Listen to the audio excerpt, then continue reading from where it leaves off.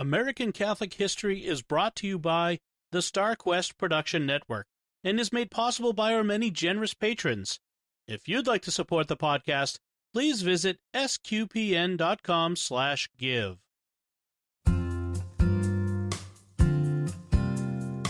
Hello and welcome to American Catholic History. If you like our podcast, be sure to rate us and give us a review wherever you get your podcasts. I'm Noëlle Crowe. And I'm Tom Crowe. Today we're talking about a man who never actually set foot on the North American continent. At least he never traveled here physically, but he had a significant personal impact on American soldiers in World War II.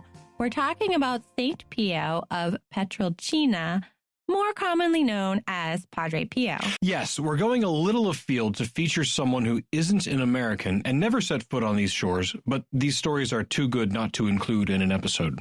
Okay, so let's begin with a little background on who Padre Pio is or was and why he is so significant. Right, so Padre Pio was born in 1886, and by his 20th birthday, he was a Capuchin Franciscan friar. By his mid-20s, he was experiencing the stigmata. Which is experiencing the wounds of Christ in his hands, feet, and sides, participating in this agony with bloody wounds, and it lasted most of his life, and feeling the pain of it. Right, but this wasn't the only major mystical gift that he exhibited. No, he also was reported to levitate and to exhibit being in ecstasy, which is a sort of stupor that can happen in prayer when a person is so united to God that they appear absent from their own body and are not responsive to stimuli. And as if that wasn't enough... Right, he would also bilocate. Right, bilocation is when a person appears to be in a second place from where their body is physically located. And this is the spiritual gift that figures most prominently in our first story about him. Sure. So by World War II, he was a friar at the monastery of Our Lady of Grace in San Giovanni Rotondo, Italy. He was known to bear the stigmata, he was known to be one who could read souls, and he was known to be a very holy man. And he made a very important promise to the people of San Giovanni Rotondo. Right. He promised them that no bad thing would befall their tiny town during the war. This was an important promise because Italy was allied with Germany, and the Germans had a store of munitions near San Giovanni Rotondo, which the Allies wanted destroyed. Right. So here's where we get to the meat of our episode. Once the Americans were within striking distance of Italy, they started sending bombing runs to destroy various German installations and weapons caches in Italy. One of their targets became San Giovanni Rotondo. They sent multiple bombers on multiple runs, but none of them was successful. They all reported malfunctions of one sort or another. Some said they had gotten to San Giovanni, but then the bomb doors wouldn't open, or there'd be some malfunction in the gear that actually released the bombs. Others said they had malfunctions that threw their plane off course, so they never actually made it to the targets.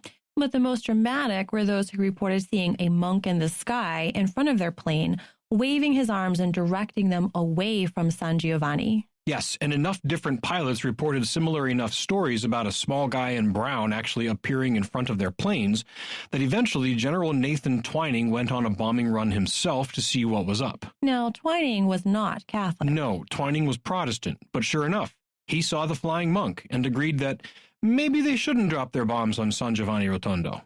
After the war was over, Twining, who by this time had heard about Padre Pio, visited the monastery of Our Lady of Grace.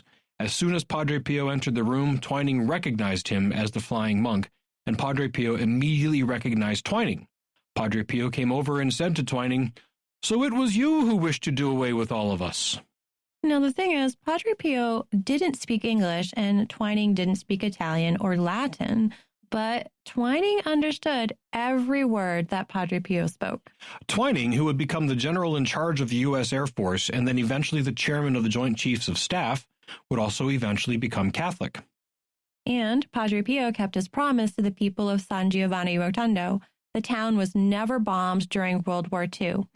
All he had to do was bilocate and levitate at the same time. Well, if you can appear to be somewhere your body is not, why not appear to be up in the sky? Sure. And another really incredible story involves more than just appearing to people in the sky. It involves intervening in their plummeting to Earth at 148 miles per hour. Which is terminal velocity for human body. Yes, and that is a very dramatic story that normally has an abrupt ending. So funny. I try. Of course, if your mother has been begging Padre Pio to intercede for you. Yes, the story of the importunate widow comes to mind. She must have asked for this favor a lot. Right, or St. Monica and St. Augustine, right? Mm-hmm. So what actually happened here? Well, as the story is told, a pilot in the Pacific Theater was flying his bomb-laden airplane toward a target. But before he could drop his load, a Japanese attack plane hit the bomber. This particular pilot managed to get out before the plane exploded, but his parachute wouldn't deploy. He was a goner, falling to earth. Until a friar came out of nowhere, embraced him in midair, and set him safely on the ground outside his base. He had no idea who the friar was, and since the people back at base knew his plane had been shot down, they couldn't believe he was there telling them this story.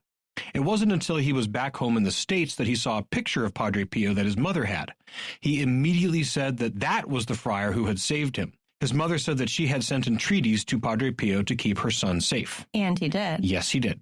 And you have one more story about Padre Pio, an American serviceman during World War II.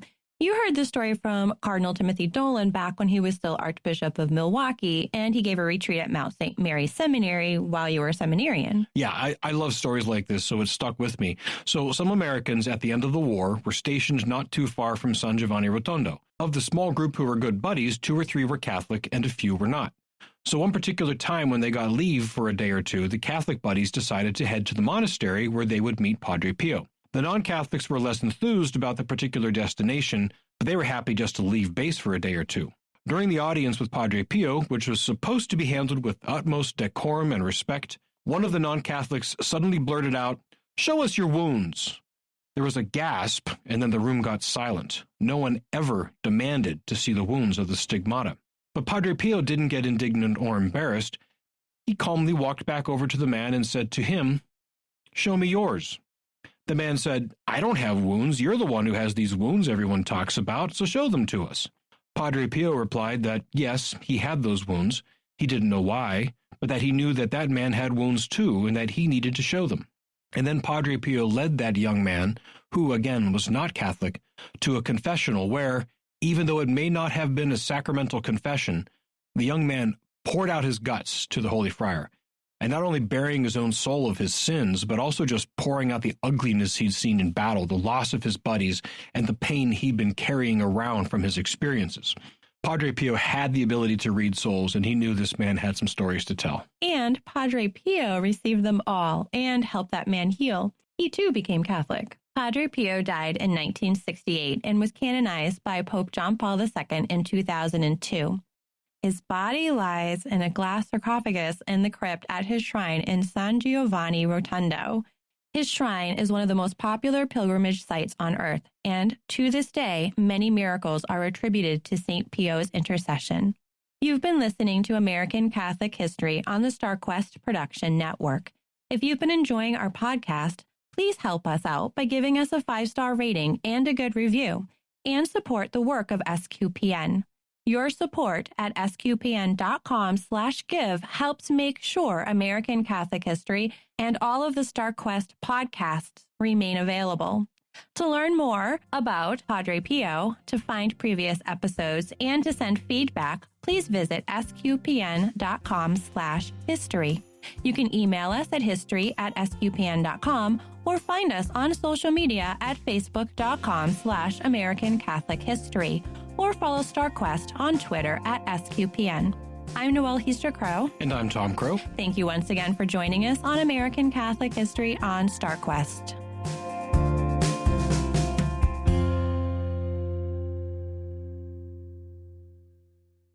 And Padre Pio. 3PO, excuse me. Padre 3PO. Oh my gosh. I'm never going to be able to hear that name again without hearing, oh, it's Padre 3PO. Oh no. What have we done?